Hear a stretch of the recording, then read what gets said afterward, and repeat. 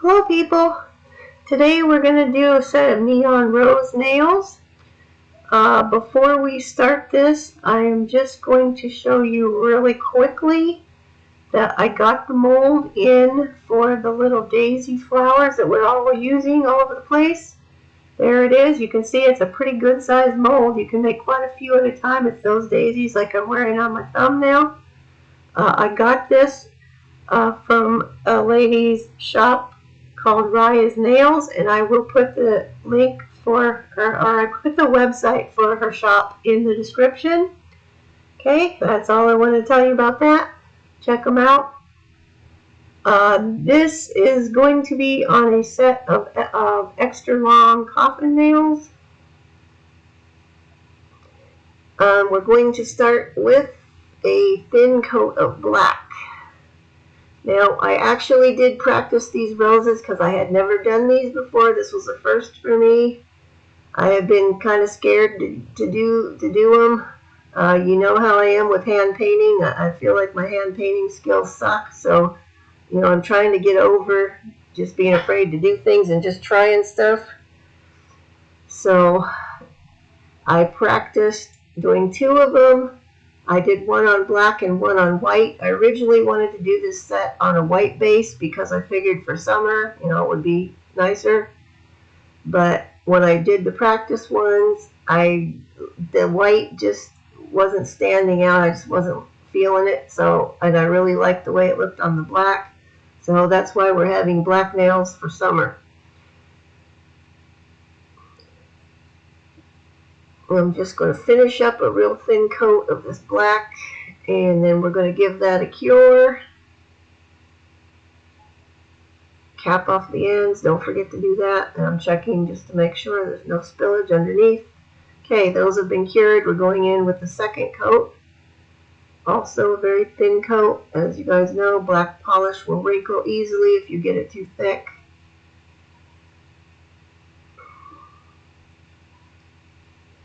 Now, as an additional note on these roses, I have been avoiding them, not just because my hand painting skills are not great, but I was just intimidated by them. I don't know why, but you know, I've seen them done so many times, so I just decided, you know what, I'm just going to bite the bullet. I'm going to give it a shot. And frankly, I was surprised. They were much easier than I expected them to be. I think I just had myself all psyched out, but I would definitely say give them a try. They're not as hard as they look. If I can do it, you guys can probably do it too.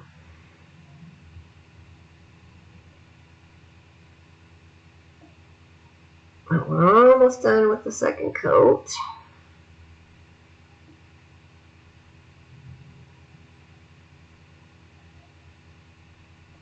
And then we will give those a cure.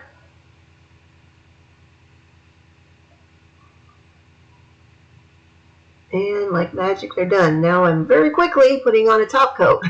I don't know why this one's so much faster than the other one, but now they've been top coated and cured. Now we're ready to start painting the roses.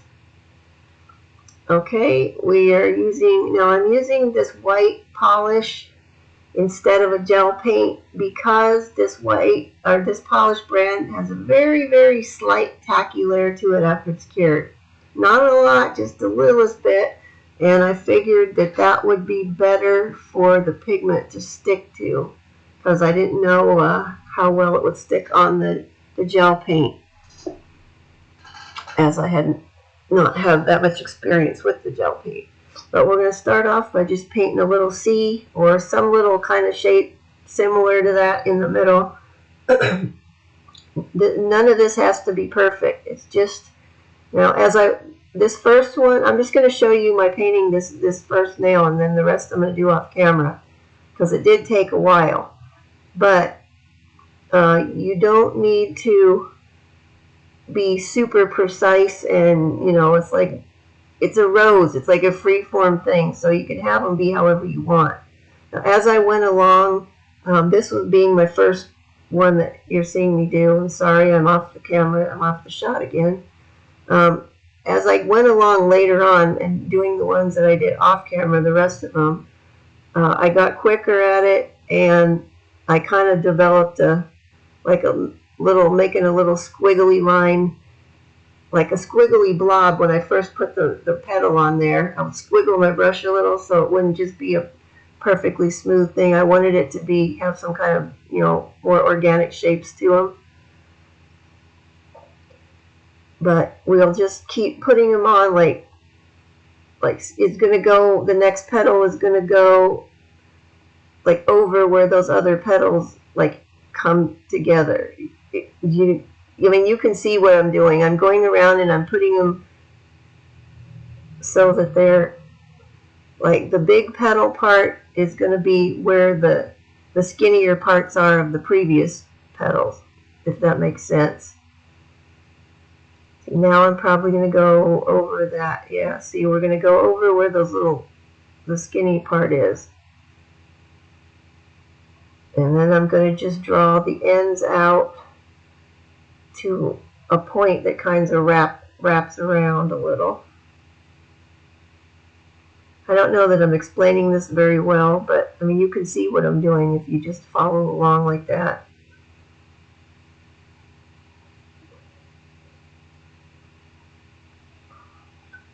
I was very surprised though. I mean, I don't know why I got myself so psyched out about doing this stuff, but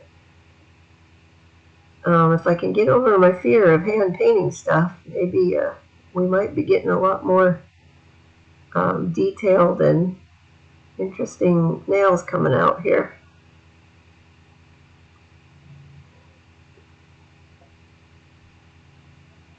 Let's see how I kind of made it squiggly.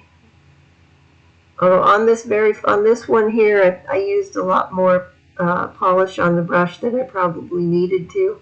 As I went along, I think I was getting less and less. See, it's actually starting to look like a rose now. Believe me, nobody was more surprised than I was at how they came out. For my first try at doing these, I was pleasantly surprised. And I'm actually fairly happy with this set, which does not happen often, as you guys know. Now I did keep turning it around and around to get, to paint the different petals on. If you were painting this on a live person, you wouldn't be able to do that way. I don't know. I don't work on live people other than myself, so sorry, I'm out of shot again. So I don't really know how, you could do it. You just have to kind of finagle it around, I guess. You just have to have they'd have to have a very relaxed hand so you can manipulate it and move it around how you wanted to. Anyway, I am not certified. As I've said before, I'm totally self-taught, so, I'm not supposed to be working on live people. Although I do my mom's nails occasionally, as you guys know. Although, frankly, that at this point, that's just gluing press-ons onto her, so that's no big deal.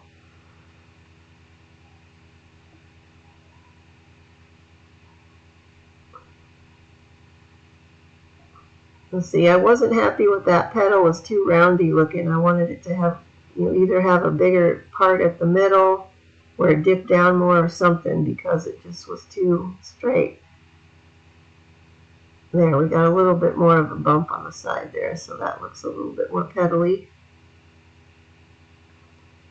Now, I think, well, maybe not. Okay, yeah, I think that's all I was going to do for that one. I'm going to do another one on the bottom, and I started to do it. I don't think I get very far when I realize, you know what, I better flash cure this what I have so far, so I don't accidentally screw up the top one while I'm manipulating the nail tip around in my hand, because that would be just like something I would do. I'd manage to put my thumb on it or something and ruin the whole thing. So in a second here, I'm going to give that a flash cure, I think, because I know I didn't get very far into that bottom one when I realized I better not mess up the top part. If I haven't flash cured it already, then it's coming up real quick. I may have done it and I may have edited that part out. I don't know, but I did do that there. I think that's when I did it. So I would probably recommend, if you're new to doing this, to flash them in between each one, because I have a tendency to bump things or get my finger in areas where it shouldn't be. And I'm just going to carry on with this bottom one.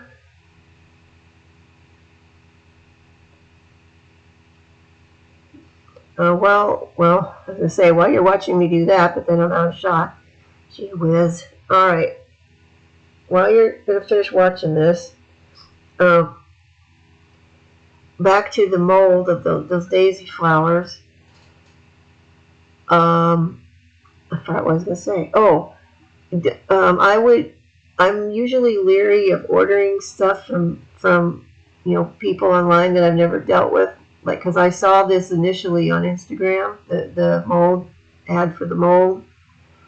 I went on there, I ordered it in the morning. I wanted it so bad, like, I'm just going to take a chance and do it. I ordered it in the morning. It was probably maybe an hour later when she sent me back a notification that she had shipped it, and I had a tracking number.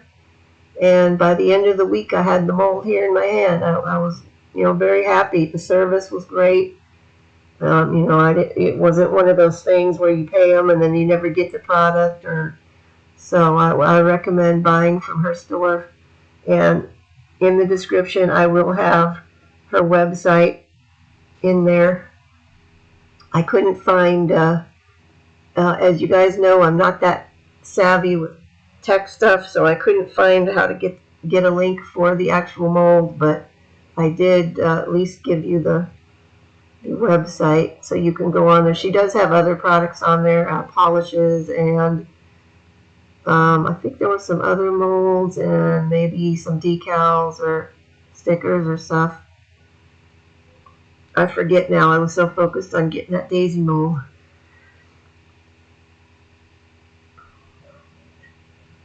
Now, once I get done painting the roses on this, I decided to throw in some leaves. So you'll see, initially I was going to put just some random dots here and there on them to fill up the blank space. And I decided against it and threw some leaves in there instead, just to fill up some area, and just because I really wanted to use the green and the yellow together. I recently rewatched a video done by Beaute, which I'm probably pronouncing her last name wrong. I'm not good at that kind of stuff, but she is a fantastic nail artist, and I've learned so much from watching her videos. So if you guys find her, she's in Scotland. If you see her videos anywhere, I would definitely follow her and watch her stuff. But anyway, I had recently watched a video of her doing a set of black nails with neon color designs on there, which is kind of, I had watched that before a long time ago, but I rewatched it when I was contemplating on doing this set. So it was a pretty big help for me. And I have learned a lot of stuff, as I said, from watching her videos. So I would definitely check her out.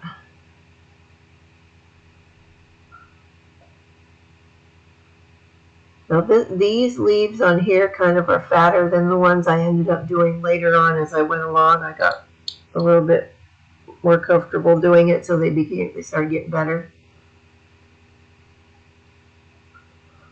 I'm just going to throw one more down this bottom part, and that's going to be it for this.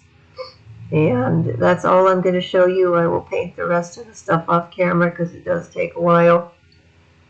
And otherwise this video would have dragged on for a good while. And I know you guys don't want to sit through all that. It's going to be the same thing over and over anyway. Okay, now we've cured everything. We're ready for the messy pigment powders. Ooh. I will warn you, if you've never used these before, be careful. They're extremely messy. Those are the colors I'm using. There's also a pink that was out of the shot, but I didn't want to move all those to get it, get the camera over there. So we're ready to go. Now this has been cured, and like I said, that white polish has got a very slight tacky layer. So we're going to take the pigment. You only need a little bit. Now, and when you see me do this, there's going to be way too much. I had way too much on my brush. I didn't need this much. But you're just going to tap it on there. And once you get it on where you want it, then just kind of scrub it in a little bit. And then, see, you can see how much pigment's still on the brush. I had way too much. Okay, then I'm going to go around the edge of this, I believe, with orange. Now don't worry about getting it over top of the pink, because where there's already powder stuck on there, no more is going to stick. So you can scrub over top of that pink with an orangey brush. It's not going to change the pink. It's not going to damage it. It's not going to pull it off. Okay, scrubbing that in. Now I did have a separate brush that I was using for the yellow and the green, which I'm doing the leaves and the stems in. We'll start with a little bit of yellow. I wanted this just at the base of the leaves, some yellow. This yellow and green blended so nicely together. I just wanted to use them like that. So, okay, in between each color, you can use a separate brush for each color, but you don't really have to. Just wipe it off in between, when you switch colors. Okay, I'm just going to scrub that into the polish where it's tacky, and then we're ready to clean it off. Now, I am going to get, I have these little basket things that I keep stuff in, like when I collect up the stuff that I'm going to make a set out of, I put it in these little baskets, and I let it sit there on my desk so I can look at it and decide, do I still want to do that? It's part of my process. So anyway, that's one of the baskets. I'm covering up my pots of pigments because when I brush off this excess stuff, I don't want any of it going into those pots and contaminating the different colors. Now, when I did the bulk of these that I did off camera, I did this over the trash can, so I didn't need to cover those every time, but for filming purposes.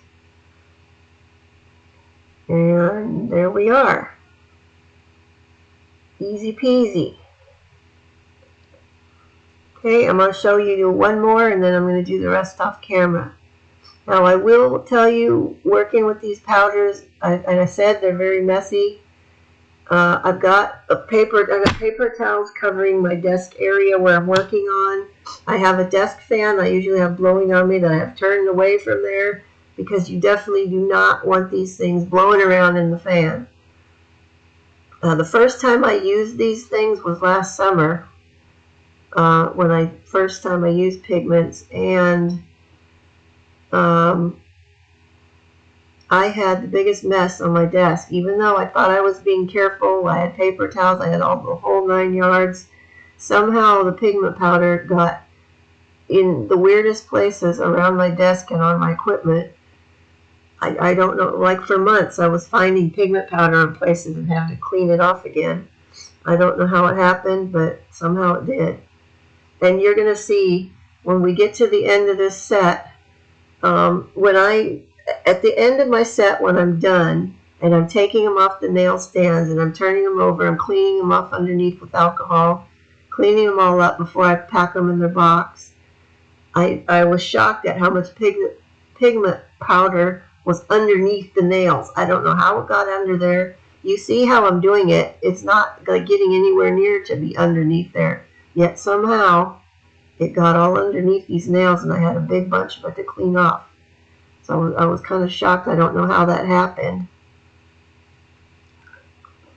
but it did. So listen when I tell you it will get everywhere, so be very careful. Okay, we're going to finish getting this pink on here.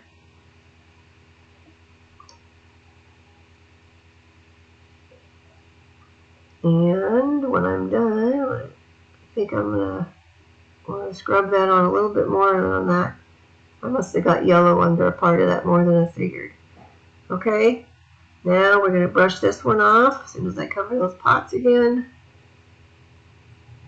I'll try to stay in the shot better this time, but I'm using it's kind of a soft, but it's a stiff but kind of soft bristle at the same time. You guys have seen these brushes, they're all over. You can get them on Amazon or Ally.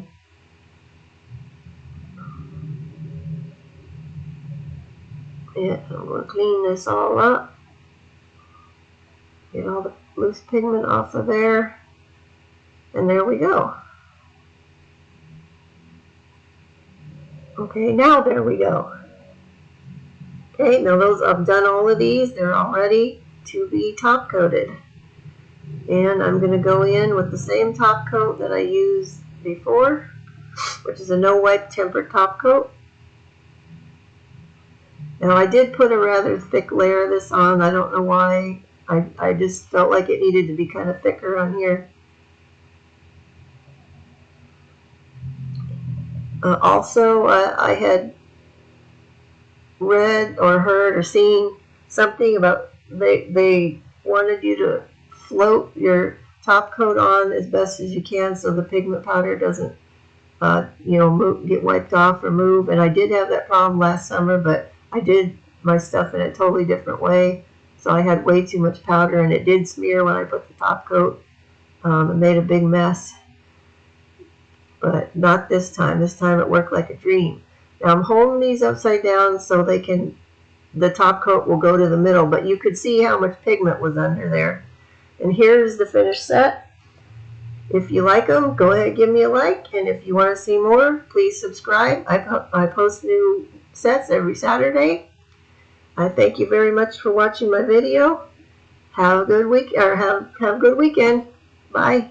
See you next time.